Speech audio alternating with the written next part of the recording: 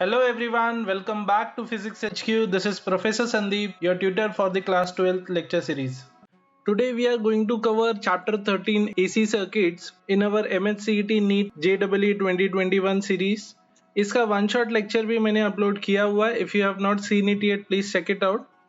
Let us quickly start with important formulas of this chapter जो हम लोग आज यूज करने वाले सम्स में. तो सबसे पहला let us talk about alternating EMF and current. So alternating EMF का इक्वेशन हो जाएगा E equal to E naught sine of omega t, where E naught is the maximum value of EMF, and current का equation आ जाएगा I is equal to I naught sine of omega t plus alpha. So ये जो current और EMF है, इन दोनों के बीच में कुछ तो फेज डिफरेंस रहता है. उन दोनों के बीच में जो फेज डिफरेंस रहता है उसको हम लोग अल्फा से डिनोट करते हैं ना. ये अल्फा का वैल्यू 0 भी हो सकता है या it can have different values for different components जो सर्किट में लगे हुए, वही हम लोग यहाँ पे देखते हैं.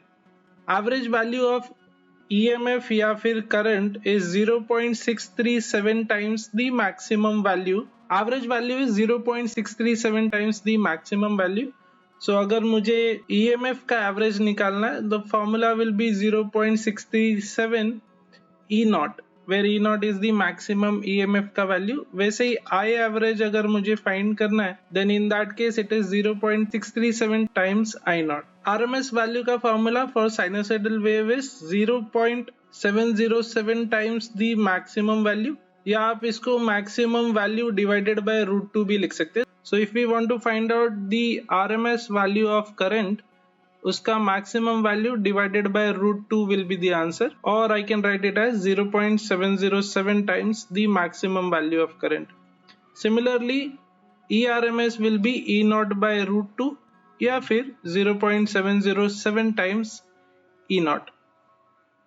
Next, if we supply EMF is equal to E naught sine of omega t, and for pure inductor in this case we will have current equal to I is equal to I naught sine of omega t minus pi by 2. यानी यहाँ पे current जो है EMF से lag करता है by 90 degree, ये याद रखना है हम लोग को. एंड यहाँ पे we get something called as inductive reactance, जिसको XL से डिनोट करते हैं. इसका फॉर्मूला होता है ओमेगा L या फिर 2 पाई F into L. Next is pure capacitor. Once again, if we supply E equal to E naught sine of omega t, current जो है उसका इक्वेशन आता है I is equal to I naught sine of omega t plus pi by 2, which tells you कि यहाँ पे current lead करता है by pi by 2 with respect to EMF. And जैसे इंडक्टिव रिएक्टेंस हमने देखा था, वैसे कैपेसिटिव रिएक्टेंस भी है जिसका फॉर्मूला होता है 1 by omega c या 1/2 pi F into C. Lastly we got impedance. तो impedance is Z, इसका फॉर्मूला होता है root of R square plus X square. X के जगह पे we will write XL minus XC अगर RLC सर्किट है तो. So for a RLC circuit we will have Z equal to root of R square plus XL minus XC the whole square. अगर यही सिर्फ RL circuit रहेगा, then in that case it will be R square plus XL square, और RC circuit के लिए it will be Z equal to root of R square plus XC square. Then we got phase difference. Phase difference phi का simple सा formula है, it is tan inverse XL minus XC divided by R. This is with the assumption कि XL greater than XC है. अगर XC greater than XL हो जाएगा, then it will be XC minus XL. Please note this point. And lastly we got resonant frequency. Resonant frequency series resonance का हो कि parallel resonance का हो, उसका same formula है, it is equal to 1/2 pi root of LC. अब इसके अंदर जैसे मैंने बोला there will be two types of resonance. एक हो गया series RLC resonance. In this case हमारे पास क्या होता है कि at the resonant frequency current का वैल्यू बिकम्स मैक्सिमम और फिर वापस से वो डिक्रीज होता है दूसरे साइड पे. तो ये हो जाता है हमारा करंट का graph with respect to frequency. And अगर हम लोग इम्पिडेंस प्लॉट करें तो एट दी रेजिडेंट फ्रीक्वेंसी जो इम्पिडेंस है वो मिनिमम हो जाता है एंड बाद में वो वापस से इंक्रीज होता है. ये जो मिनिमम वैल्यू है इम्पिडेंस का, that is equal to R. क्योंकि XL और XC का वैल्यू एट रेजोनेंस क्या हो जाता है, सेम हो जाता है। एंड अगर आप Z के ये फॉर्मूला में XL equal to XC put करेंगे, then in that case will be left with Z is equal to R। I hope ये सारे पॉइंट्स क्लियर है आप लोग को। Let us start with the sums. The RMS value of current in a 50 Hz AC circuit is 6 ampere. तो IRMS हम लोग को दिया हुआ है 6 एम्पियर, और ये लोग ने बोला है what will be the average value of AC current over a complete cycle. Please remember हमने ये वन शॉट सीरीज में भी डिस्कस किया हुआ है। This is one complete cycle of AC current, ये उसका मैक्सिमम वैल्यू हो जाता है। Now if I take average over the entire cycle which is from 0 से लेके 2 pi, in that case मुझे यहाँ पे दिख रहा है कि half the time current का values are positive and half the time it is negative, और ये symmetrical है, यानी जब मैं overall addition करूंगा average निकालने के लिए तो it will be 0। इसके लिए please note हम लोग average value AC current का हाफ साइकिल पे फाइंड करते हैं, जिसका हम लोग को value 0.637 times the maximum value मिलता है। I hope this is clear.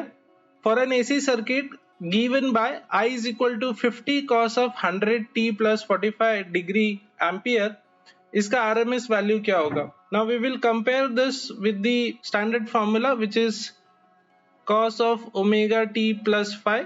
Sign में भी आप इसको कन्वर्ट कर सकते हो, but we are only interested for this part. ये पूरे इक्वेशन में दो टर्म रहता है, एक तो ये वाला टर्म रहता है which is nothing but amplitude या मैक्सिमम वैल्यू, एंड दूसरा ये वाला जो टर्म रहता है वो फेज वाला टर्म रहता है ना। हम लोग को यहाँ पे IRMS फाइंड करना है, और हमने स्टार्टिंग में ही देखा कि IRMS will be nothing but I max divided by √2। सो यहाँ पे I मैक्सिमम हम लोग को इक्वेशन से कितना मिल रहा है, 50 डिवाइडेड बाय √2। अब यहाँ पे 50 बाय √2 तो नहीं है, सो इसको हम लोग क्या कर सकते हैं, 25 इंटू 2 डिवाइडेड बाय √2 कर सकते हैं। सो ये वाला जो 2 है it can be written as 2 times √2 means √2 into √2, एक √2 कैंसिल हो जाएगा and we are left with 25 √2 ampere. तो यहाँ पे करेक्ट ऑप्शन आ जाएगा ऑप्शन डी। नेक्स्ट क्वेश्चन देख लेते हैं। A multimeter reads a voltage of a certain AC source as 100 volt। तो AC सोर्स का मल्टीमीटर जो हम यूज करते हैं, ऑलवेज रिमेंबर वो हम लोग को जो वैल्यू देता है ना वो RMS वैल्यू रहता है। So over here we have got ERMS as 100 volt। Now what they are asking is what is the peak value, तो सेम फॉर्मूला यूज करेंगे। वी नो कि ERMS is nothing but E peak divided by √2। तो ये हो जाएगा peak value of EMF, it is equal to ERMS √2। ERMS है हमारे पास 100, √2 का वैल्यू होता है 1.414, मल्टीप्लाई करेंगे तो हम लोग को आंसर आ जाता है 141.4 volts which is nothing but option C. तो ये तीन सम तो काफी इजी थे। Let us go ahead. Next is a coil of inductance L is connected to an AC source of EMF E जिसका frequency है F। The current in the coil will be how much? ठीक है, so you got only a coil जिसका inductance L है, और यहाँ पे we got our EMF source which is connected over here. अब यहाँ पे जो करंट फ्लो होएगा that current will be nothing but EMF divided by जो भी इम्पिडेंस है। अब यहाँ पे इम्पिडेंस के लिए हमारे पास सिर्फ इंडक्टर है, और इंडक्टर का जो रिएक्टेंस रहता है उसको हम लोग XL से डिनोट करते हैं, एंड XL का फॉर्मूला हमने ऑलरेडी देखा, it is nothing but 2 pi FL। तो हमारा ऑप्शन हो गया यहाँ पे option B. Next, in an AC circuit having only capacitor the current will what. तो ये भी हमने डिस्कस किया था स्टार्टिंग में कि कैपेसिटर में क्या होता है, करंट लीड करता है वोल्टेज बाय 90 डिग्री, और इंडक्टर में क्या करता है, लैग करता है करंट, राइट। तो यहाँ पे ऑप्शन हो गया option B. A capacitor C is connected across the DC source, तो उसका रिएक्टेंस क्या रहेगा। रिएक्टेंस का फॉर्मूला क्या है कैपेसिटर का, 1/ωc या 1/2 pi FC। अब उन लोग बात कर रहे हैं DC सोर्स का। Now remember this, DC source मतलब फ्रीक्वेंसी 0 है, तो यहाँ पे ये हो जाएगा 1/0 विच इज नथिंग बट इनफाइनाइट। तो इसके लिए यहाँ पे जो हमारा करेक्ट ऑप्शन होगा ऑप्शन डी, विच मीन्स कि कैपेसिटर DC करंट को पास नहीं करता। Late us go ahead. A small signal voltage Vt is equal to V0 sin of omega t is applied across an ideal capacitor C।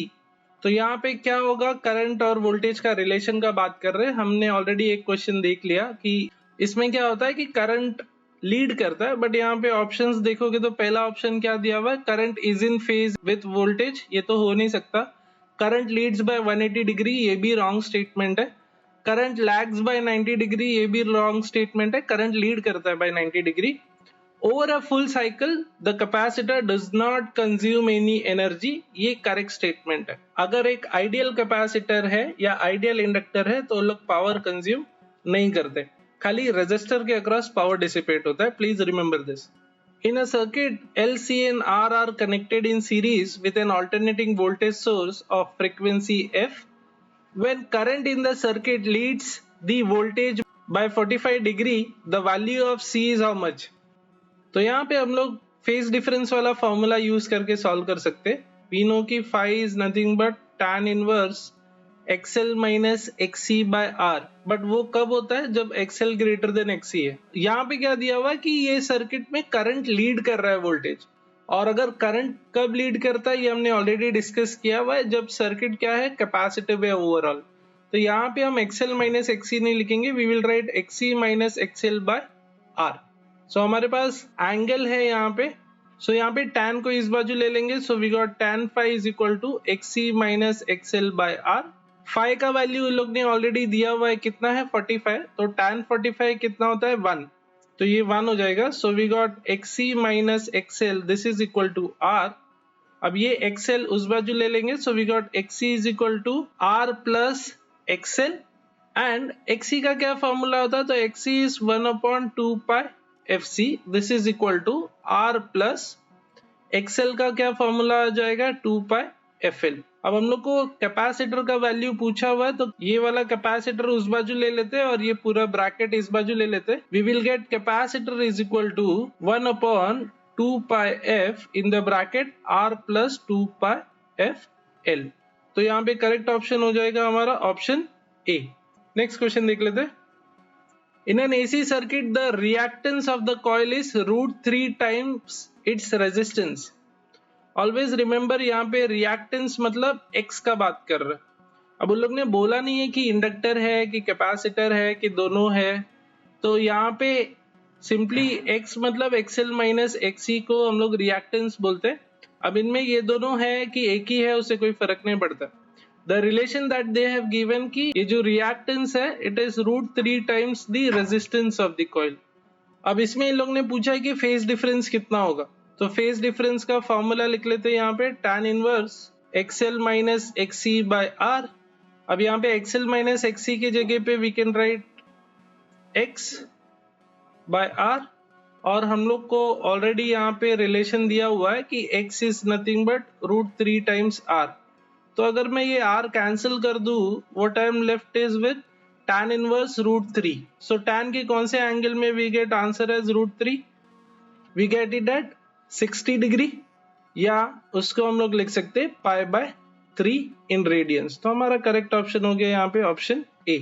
I hope ये समझ में आ गया आप लोग को। नेक्स्ट क्वेश्चन देख लेते हैं। An AC voltage is applied to a resistance R and inductor L in series.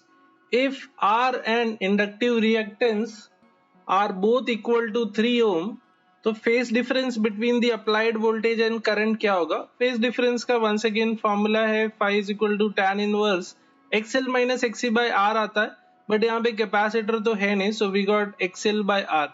Now they have already given कि यहाँ पे XL और R का वैल्यू सेम है, तो इनका रेशियो 1 हो जाएगा, और tan का वैल्यू कौन से एंगल के लिए 1 होता है 45, और उसको हम लोग रेडियंस में लिखेंगे तो आ जाएगा π/4। तो यहाँ पे करेक्ट ऑप्शन हो गया ऑप्शन C।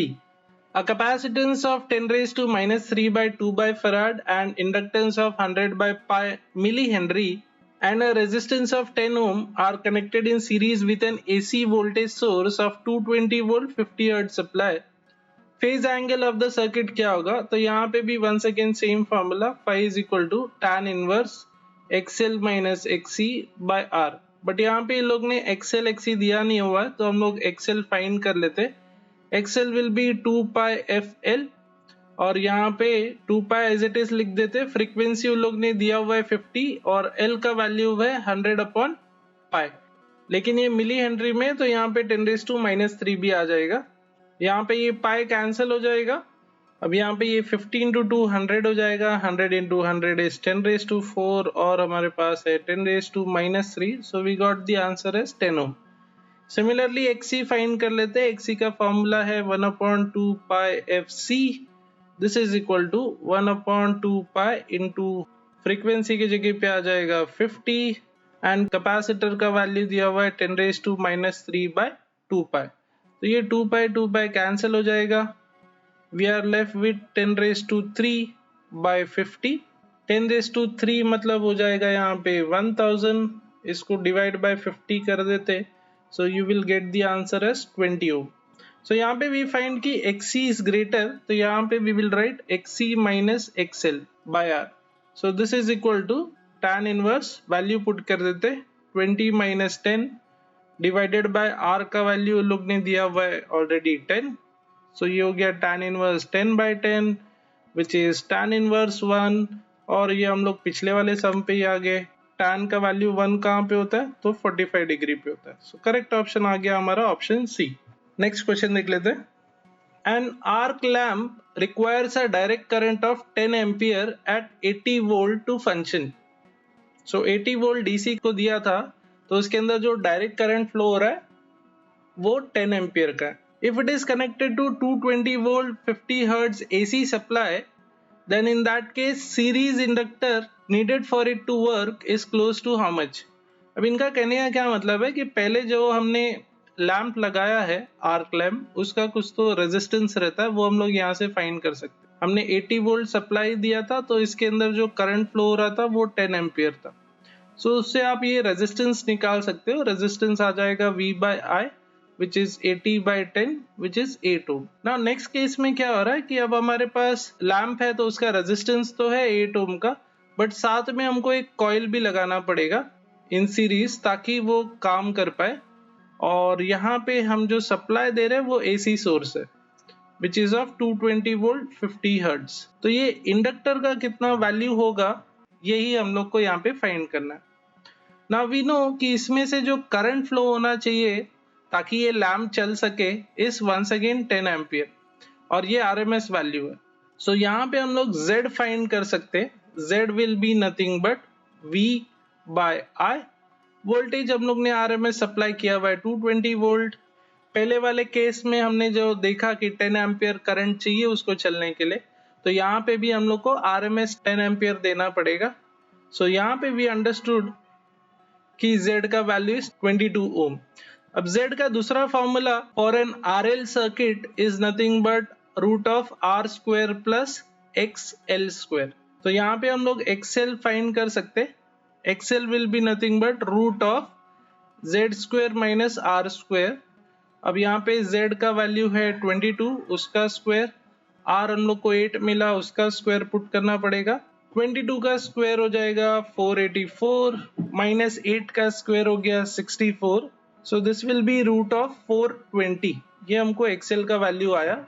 नाउ XL का फॉर्मूला क्या है, तो XL is nothing but 2 pi FL, ये हम लोग को मिला है √420। सो इंडक्टर हमें फाइंड करना है, तो इंडक्टर का value is √420 divided by 2 × pi which is 3.142 या 22/7 आप ले सकते, इनटू फ्रीक्वेंसी इज 50। नाउ यहाँ पे √420 हमें फाइंड करने में टाइम नहीं वेस्ट करना चाहिए ज़्यादा। हमें पता है कि 400 का √20 होता है एंड 441 का रूट इज 21, तो ये समवेयर अराउंड 20.5 के आसपास रहेगा, एकदम फिक्स वैल्यू नहीं है। एंड देन डिनोमिनेटर में वी गॉट 100 × 3.142, या you can write 20.5 divided by 314.2। अब जब आप इसको डिवाइड करेंगे you will get the answer somewhere around 0.065 henry. तो हमारा करेक्ट ऑप्शन हो जाएगा यहाँ पे option C. Let us go ahead with the next sum. In a series LCR circuit the potential drop across L, C and R are respectively 40 volt 120 volt and 60 volt.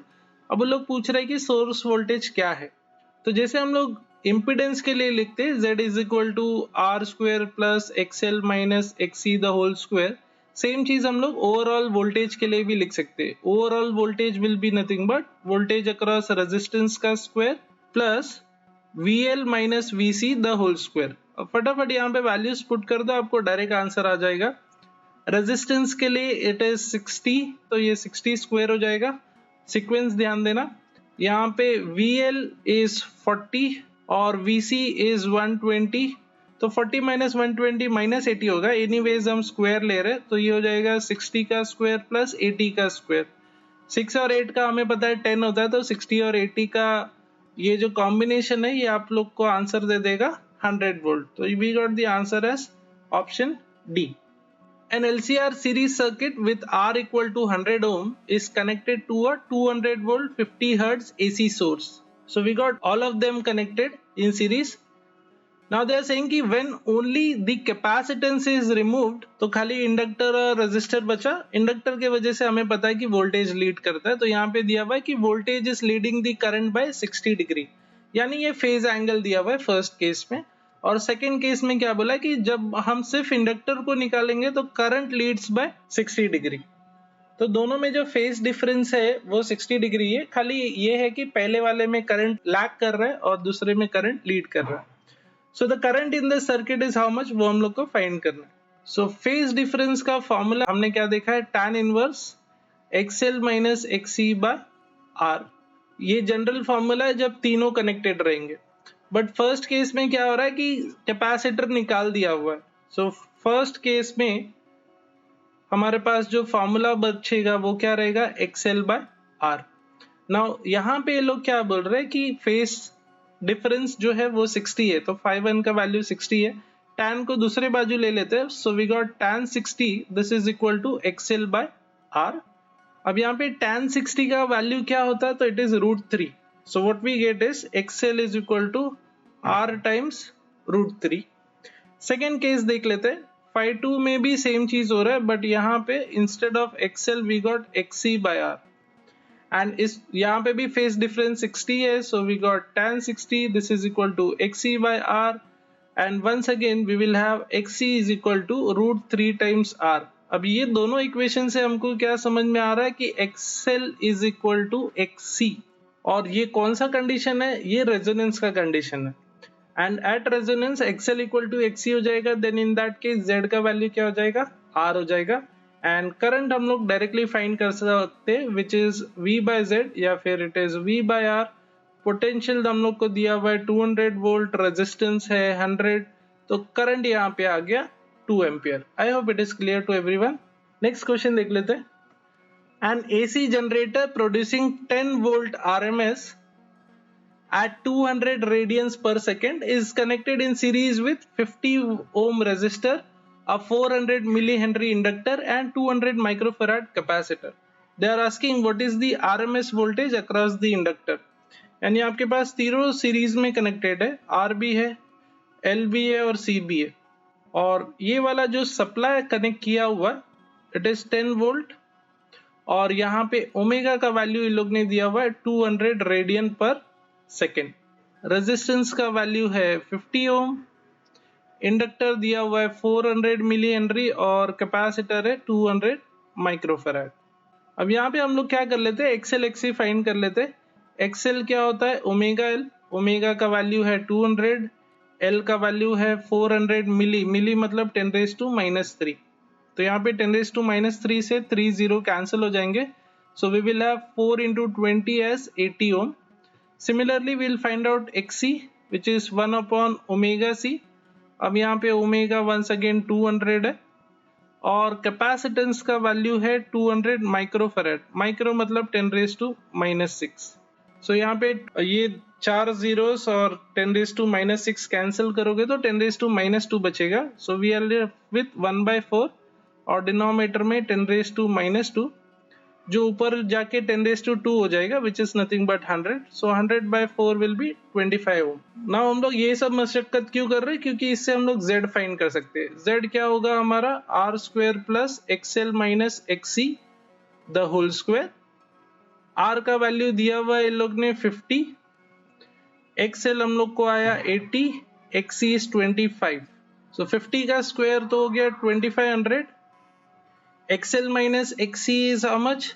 55, 55 का square आ जाएगा 3025, ये आप लोग add करोगे तो it is root of 5525 और इसका जो स्क्वायर रूट आएगा it is somewhere around 74.33 ohms. ठीक है, तो अब एक बार हम लोग को इम्पीडेंस मिल गया, यहाँ पे फिर हम लोग क्या कर सकते हैं, करंट फाइंड कर सकते हैं, जो कॉमन करंट हर एक केस में फ्लो होगा। करंट का फॉर्मूला हो जाएगा V बाय Z, V हम लोग को दिया हुआ है 10, Z का वैल्यू हमको आया 74.33। Now we are interested in what is the voltage across inductor. Voltage का फॉर्मूला क्या होता है, I इंटू Z। तो यहाँ पे करंट तो कॉमन है और यहाँ पे क्या आ जाएगा XL, क्योंकि XL क्या है, इंडक्टर का रिएक्टेंस है। सो यहाँ पे वी गॉट 10/74.33 इंटू XL का वैल्यू हम लोग को मिला कितना, 80, सो वी गॉट 800/74.33। अब यहाँ पे 800 डिवाइडेड बाय 74 करोगे तो डेफिनेटली 10 पॉइंट समथिंग आएगा। सो हमारा आंसर यहाँ पे हो जाता है 10.8 वोल्ट। अगर आप ऑप्शन देखोगे तो सॉल्व करने का जरूरत नहीं है। Let us go ahead. In an AC series circuit, the resistance, inductive reactance and capacitive reactance are 3 ohm, 10 ohm and 14 ohm respectively. Impedance find करना, तो Z का once again simple सा formula R square plus XL minus XC the whole square। R का value इन लोग ने दिया हुआ है 3, XL इन लोग ने दिया हुआ है 10, XC का वैल्यू है 14। सो ये हो जाएगा root of 3 square plus 4 square, ये तो हमने कई बार देखा हुआ है, ये आ जाएगा 5 ओम। So correct option is option A. Next question देख लेते हैं। When inductor of 1 Henry is connected to 200 volt 50 hertz source, the maximum value of current is how much?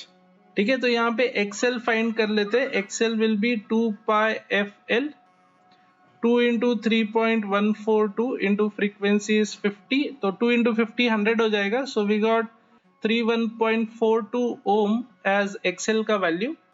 अब यहाँ पे करंट फाइंड कर लेते हैं। Current will be nothing but V by Z के बजाय यहाँ पे XL आएगा क्योंकि सिर्फ इंडक्टर लगा हुआ है। वोल्टेज है 200 और XL का वैल्यू हम लोग को आया 314.2।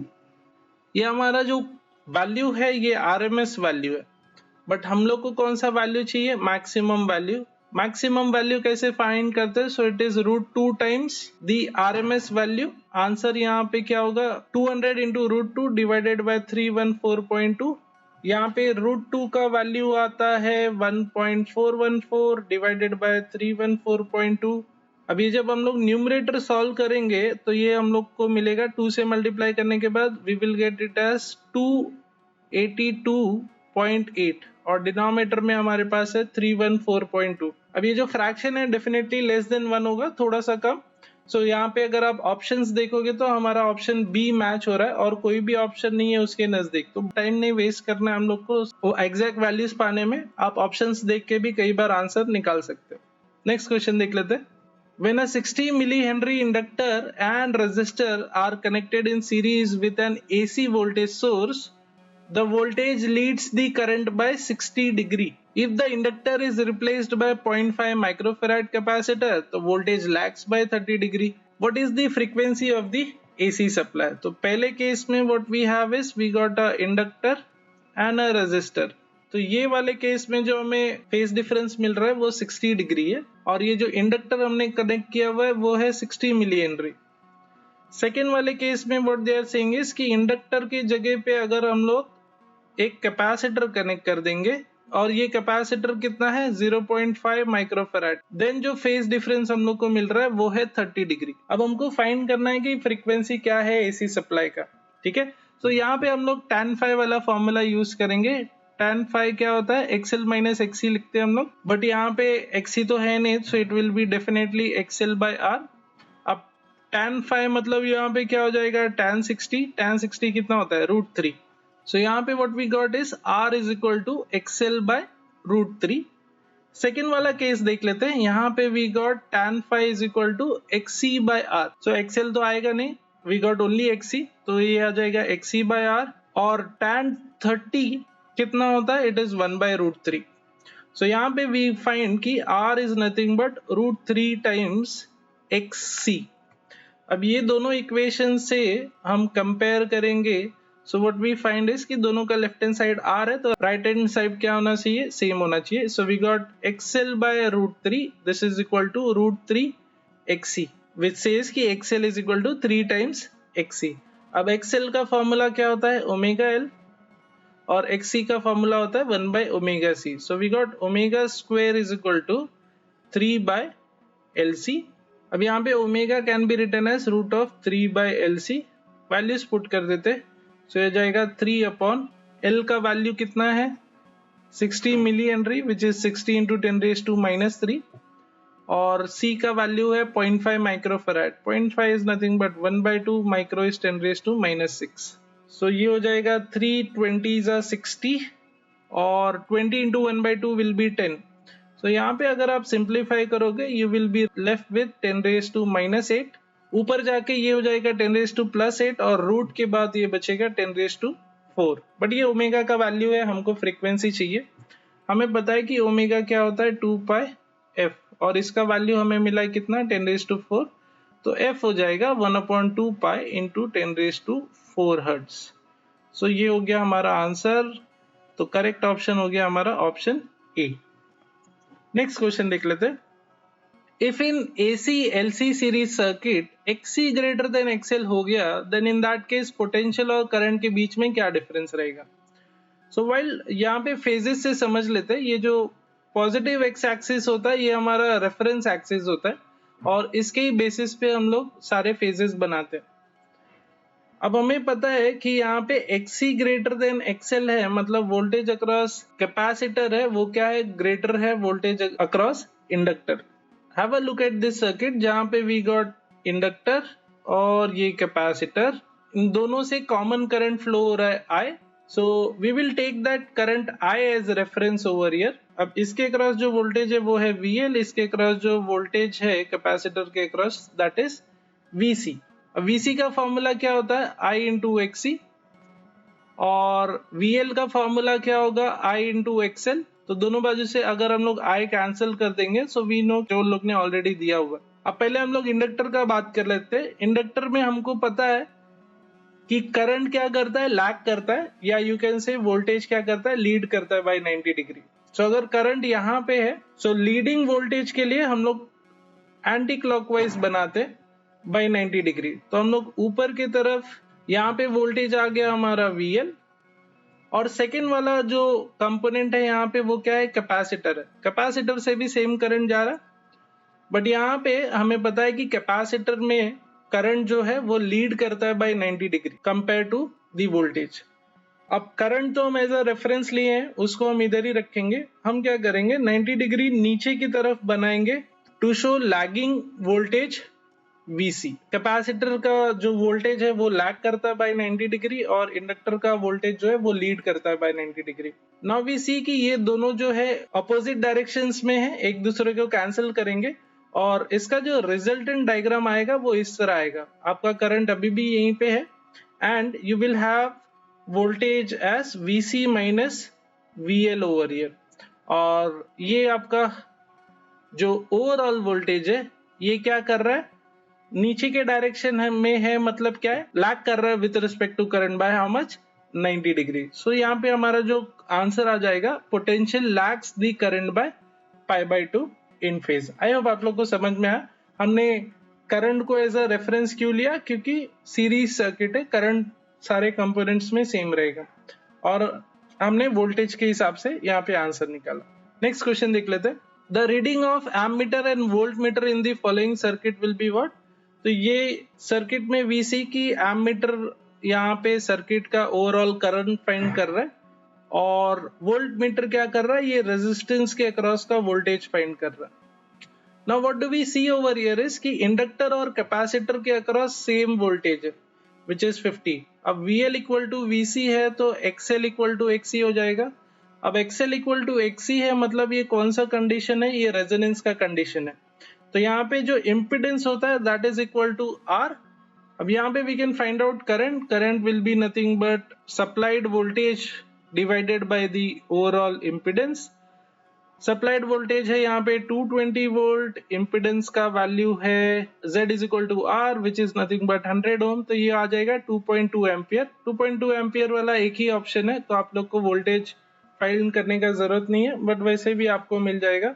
सारा का सारा जो सप्लाई वोल्टेज है वो आपको रजिस्टर के अक्रॉस भी मिलने वाला है, क्योंकि VL और VC क्या कर रहे हैं, एक दूसरे को कैंसिल कर रहे हैं। You can find it out.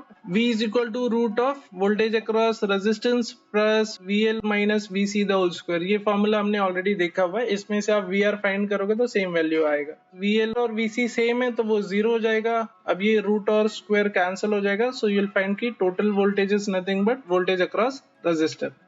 Next question देख लेते हैं। A transmitter transmits at a wavelength of 300 metre. तो यहाँ से आप लोग फ्रीक्वेंसी निकाल सकते हो। Frequency is nothing but c by lambda. c is nothing but speed of light जो होता है 3 into 10⁸। लैम्डा दिया हुआ है 300 which is nothing but 3 into 10⁻²। 3 cancel हो जाएगा, we are left with 10⁶ hertz. अब नेक्स्ट पार्ट क्या बोला है कि a condenser of capacitance 2.4 farad is being used।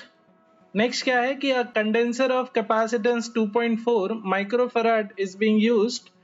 The value of inductance for resonant circuit will be कितना होगा। रेजोनेंट फ्रीक्वेंसी का फॉर्मूला हमने देखा है, it is 1/2 pi root of LC। अब हम इसको स्क्वायर करके रीअरेंज कर लेंगे, so we will have 1/4 pi square f square into c।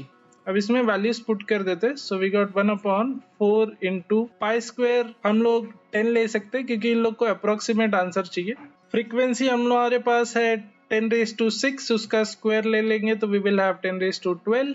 Capacitance is 2.4 into 10⁻⁻6। So we are left with 4 into 2.4 which is nothing but 9.6 into ये 10⁻12 और 1 और -6 will give you 10⁻+7। अब यहाँ पे 9.6 को भी अगर हम लोग 10 ले ले तो ये हो जाएगा 1/10⁸, और न्यूमरेटर में ले जाने के बाद 10⁻⁻8 हर्ट्ज हो जाएगा। हमने अप्रोक्सीमेशन इसलिए किया है इतना क्योंकि उन लोग ने क्वेश्चन में अप्रोक्सीमेटली पूछा है, सो हमारा आंसर आ जाता है 10⁻8 हर्ट्ज। नेक्स्ट क्वेश्चन देख लेते हैं। Same amount of current is flowing through 2 circuits. पहले वाले में we got only inductance, second वाले में we got only capacitance. So पहले वाले सर्किट में सिर्फ इंडक्टर लगा हुआ है और सेकेंड वाले में we got only capacitor, and इन दोनों में से we got same amount of current which is flowing. Now they are saying कि if supply frequency is increased in both, तो करंट का क्या होगा। हमें पता है कि करंट क्या होता है, V/Z। अब यहाँ पे इंडक्टर वाले सर्किट में इट विल बी V/XL या वी कैन से V/2πfL। तो अगर हम लोग यहाँ पे फ्रीक्वेंसी इंक्रीज करेंगे जो कि डिनोमिनेटर में है, सो उसके वजह से क्या होगा, करंट डिक्रीज होगा। सेकेंड वाले केस में करंट थ्रू कैपेसिटर में once again we will have 1/XC, और XC का फॉर्मूला क्या होता है 1/2πfC। तो ये हो जाएगा 2πfC इंटू V। अब यहाँ पे वी कैन सी की करंट डायरेक्टली प्रोपोर्शनल है फ्रीक्वेंसी से, तो फ्रीक्वेंसी अगर बढ़ेगा तो करंट थ्रू कैपेसिटर भी क्या होगा, इंक्रीज होगा। सो फर्स्ट वाले सर्किट में करंट इज डिक्रीजिंग और सेकंड वाले में इट इज इंक्रीजिंग, तो करेक्ट ऑप्शन हो गया हमारा ऑप्शन डी। नेक्स्ट क्वेश्चन देख लेते हैं। A AC voltage source V is equal to 5 cos of 1000t is applied to a LR series circuit जिसका इंडक्टेंस है 3 मिली हेनरी और रेजिस्टेंस 4 है। वैल्यू ऑफ मैक्सिमम करंट कितना होगा सर्किट में, वो हम लोग को फाइंड करना है। सो यहाँ पे एक्सएल फाइंड कर लेते हैं। XL is nothing but omega L. ये कॉस ऑफ ओमेगा टी होता है जनरल फॉर्मूला, तो यहाँ से हम लोग को समझ में आ गया कि ओमेगा कितना है 1000 है, into L is 3 milli Henry. Milli मतलब वापस से 10⁻⁻3, तो ये कैंसिल हो जाएगा। We got XL is equal to 3 ohm. यहाँ से we can find out Z. Z will be nothing but R square plus XL square. XC तो है नहीं तो वो आएगा ही नहीं। रेजिस्टेंस है 4, उसका स्क्वायर। रिएक्टेंस एक्सएल हम लोग को मिला 3, उसका स्क्वायर ये आ जाएगा हम लोग को 5 ओम। So we can find out current over here which will be V/Z। Supplied voltage का maximum value कितना है 5 है, डिवाइडेड बाय इम्पीडेंस कितना है 5, तो हमारा आंसर जो आया 1 एम्पियर, ये भी मैक्सिमम वैल्यू का है। प्लीज अंडरस्टैंड, अगर हमने VRMS लिया रहता तो हम लोग को आंसर आता था IRMS, बट यहाँ पे हमने क्या किया हुआ है, ये V इक्वल टू 5 दिया हुआ है ना, ये इसका क्या है, मैक्सिमम वैल्यू है। तो हमने मैक्सिमम वैल्यू यूज किया है कैलकुलेशन में, तो हम लोग को करंट का भी मैक्सिमम वैल्यू मिला। सो हमारा आंसर आ गया यहाँ पे option B. A 16 microfarad capacitor is charged to 20 volt. फिर battery is disconnected and a pure 40 millihenry coil is connected across the capacitor so that LC oscillations are set up. अब maximum current कितना होगा coil में? So LC oscillation में what do we have is एक capacitor है and उसके साथ में we have connected this inductor. ये कैपेसिटर जो है 16 माइक्रोफैराड का है और इसको हमने इनिशियली 20 वोल्ट तक चार्ज कर दिया। So we can find out इसके अंदर एनर्जी कितना स्टोर हुआ है। कैपेसिटर का जो एनर्जी होता है that is given by the formula half CV²। Capacitance का वैल्यू है 16 माइक्रो विच इज 10⁻⁻�6। वोल्टेज है 20, सो 20 का स्क्वायर हम लोग को फाइंड करना पड़ेगा। So this will be 2 8s and 20 into 20 will be 400. 400 into 8 is 3200. So we got 3200 into 10⁻⁻6 या 3.2 into 10⁻⁻3 जूल। ये मैक्सिमम एनर्जी है जो यहाँ पे स्टोर हुआ है। अब जैसे ही हम इंडक्टर कनेक्ट करते हैं ना कि इसके अंदर करंट फ्लो होना चालू होता है and there is this time जब यहाँ पे मैक्सिमम करंट फ्लो होता है and that maximum current is given by half LI0²। This happens जब यहाँ पे सारा एनर्जी ट्रांसफर हो जाता है इंडक्टर में। So we got energy maximum inductor में given by half LI0²। I0 is nothing but maximum current जो हमको फाइंड करना है। So we got I0² is equal to 2E/L। 2 into energy है 3.2 इंटू 10⁻⁻3। इंडक्टर का वैल्यू दिया हुआ है उन लोग ने 40 milli henry. Milli is once again 10⁻⁻3, तो ये कैंसिल हो जाएगा। सो 2 20s are 40. So we are left with I0² is equal to 3.2/20, या इसको हम लोग डिवाइड करेंगे तो ये हमें आ जाएगा 0.16 और इसका जब हम लोग रूट ले लेंगे तो आ जाएगा ये 0.4 एम्पियर। सो हमारा करेक्ट ऑप्शन आ गया यहाँ पे option D. I hope it is clear. The LC parallel resonant circuit में क्या होता है कि उसमें बहुत हाई इंपिडेंस होता है, करंट नहीं फ्लो होता है, इसके लिए उसको रिजेक्टर सर्किट बोलते हैं। सो हमारा करेक्ट ऑप्शन है option A. Next we got in an LCR circuit at resonance what happens is XL is equal to XC होता है। इंपिडेंस है that is reduce to R and because of which हमें पता है कि R के across current और voltage में कोई फेज डिफरेंस नहीं होता है। So in simple words current and voltage क्या रहते हैं, इन फेज रहते हैं। ये हम लोग को याद रखना है। Next, a series LCR circuit, it contains inductance of 5 millihenry, capacitor है 2 माइक्रोफैराड का और रेजिस्टेंस है 10 ओम का।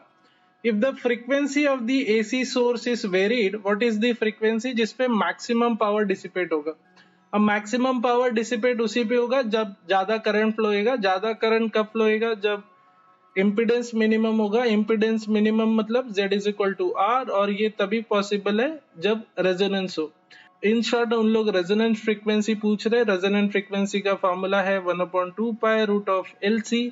सो ये आ जाएगा 1/2 पाई रूट ऑफ L का वैल्यू दिया हुआ है इन लोग ने 5 मिली हेनरी, सो 5 इंटू 10⁻⁻3। कैपेसिटर उन लोग ने दिया हुआ है 2 माइक्रोफैराड, इट इज 2 इंटू 10⁻⁻6। सो 5 2 10 हो जाएगा और यहाँ पे 10⁻⁻3 और 10⁻⁻6 विल बी 10⁻⁻9।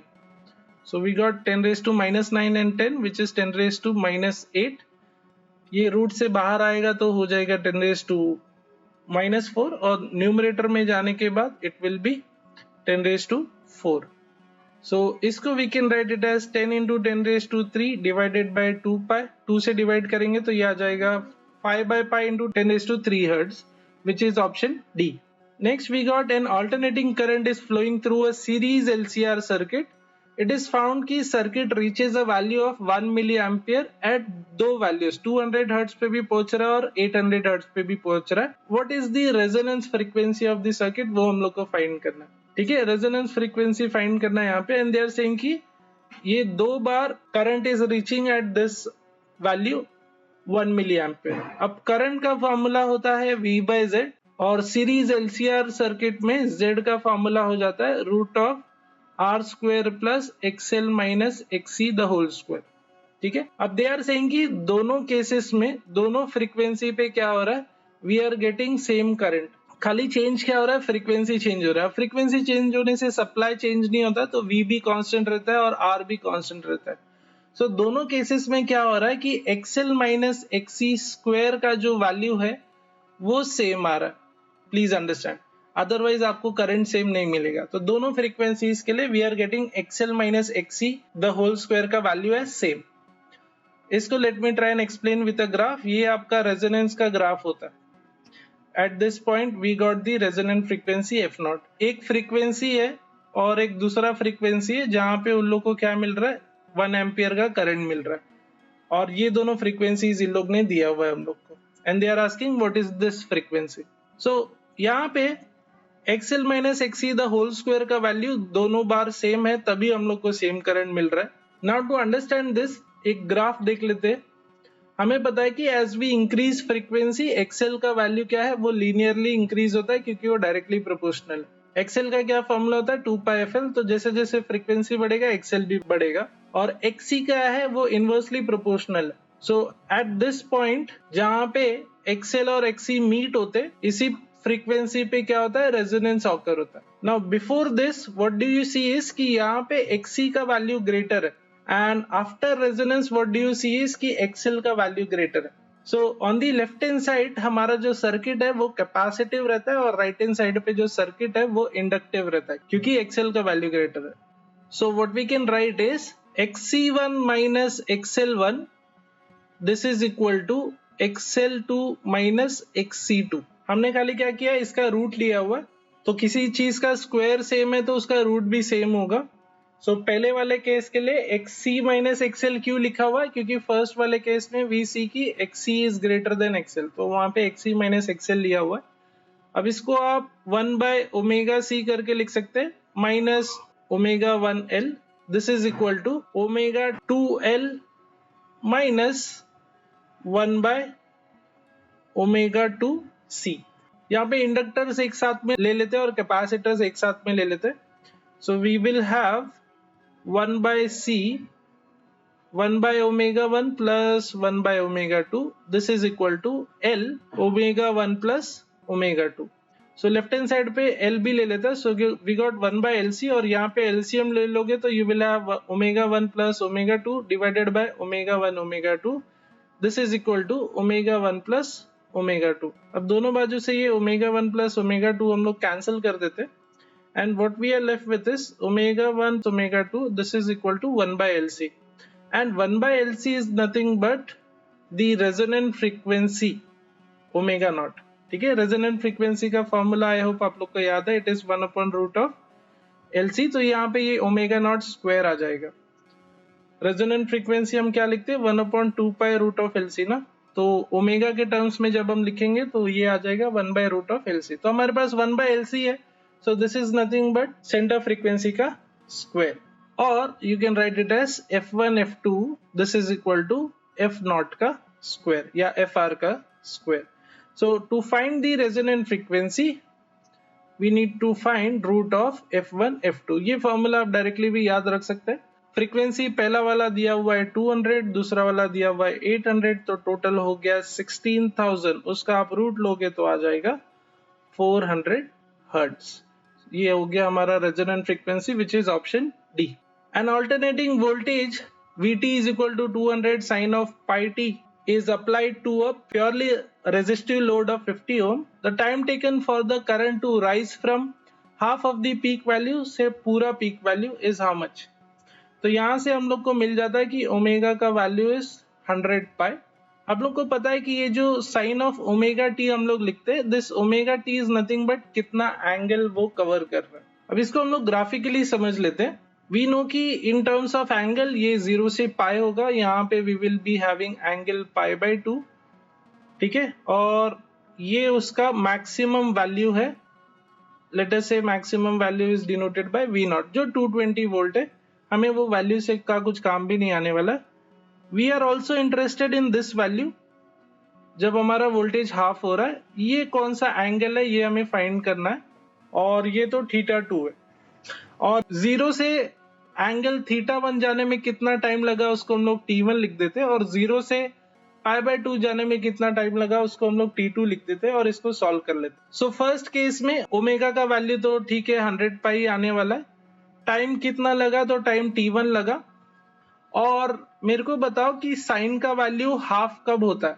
ठीक है, अब यहाँ पे इन टर्म्स ऑफ V0 दिया हुआ है, बट साइन का अगर ये मैक्सिमम वैल्यू 1 है तो उसका हाफ वैल्यू 1/2 कब आता है। साइन का कौन से एंगल के लिए वी गेट वैल्यू हाफ, तो वी नो की साइन 30 इज 1/2। तो यहाँ पे जो एंगल है वो भी क्या है 30 है, और you can write it as π/6। तो ये पाई कैंसिल हो जाएगा and we will have T1 is equal to 1/600 second.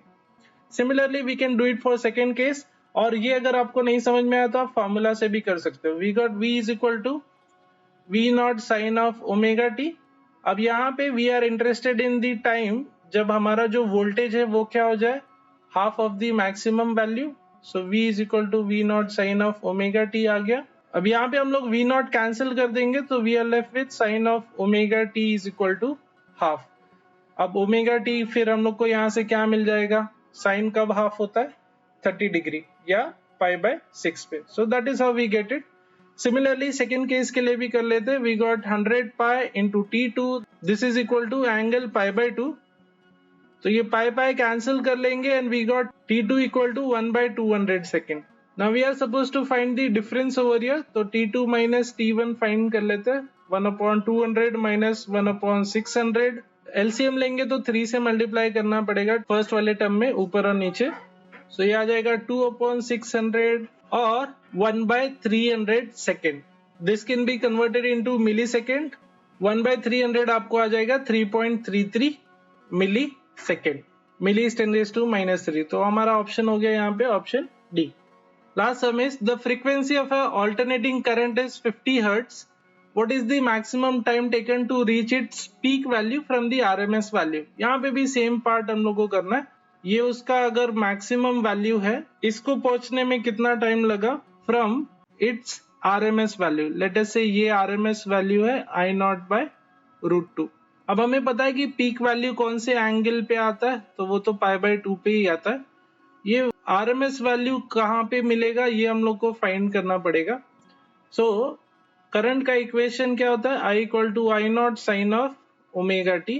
Current कितना होना चाहिए RMS value which is given by I0/√2। So दोनों बाजू I0 कैंसिल करोगे तो we are left with sine of omega t is 1/√2, और you can say omega t is sine inverse 1/√2 which is nothing but 45 degree या फिर π/4 radian. अब दोनों के लिए हम लोग टाइम निकाल लेते हैं T1 और T2 और उसका डिफरेंस ले लेते हैं जैसे लास्ट सब में किया था। सो फर्स्ट केस में भी we got omega T1 is equal to θ1। Omega के लिए we will have 2 pi into f which is 50। T1 हम लोग को फाइंड करना है, θ1 इज π/4 तो पाई कैंसिल हो जाएगा। We will be left with T1 is equal to 1/400 second. Second वाले केस में omega T2 is equal to θ2 2 pi into 50 T2 this is equal to θ2 is how much π/2। once again pi cancel and T2 will be nothing but 1/200 second। same steps वापस से we are interested in time difference तो T2 minus T1 ले लेंगे which is 1/200 minus 1/400। LCM लेके solve करोगे तो ये आपको 1/400 second आ जाएगा। This can be written as 1000/400 into 10⁻³ 10⁻³ 10⁻³ से मल्टीप्लाई किया, डिवाइड करने के बाद you will get this as 2.5 into 10⁻³ second या 2.5 millisecond which is option D. I hope you all understood this.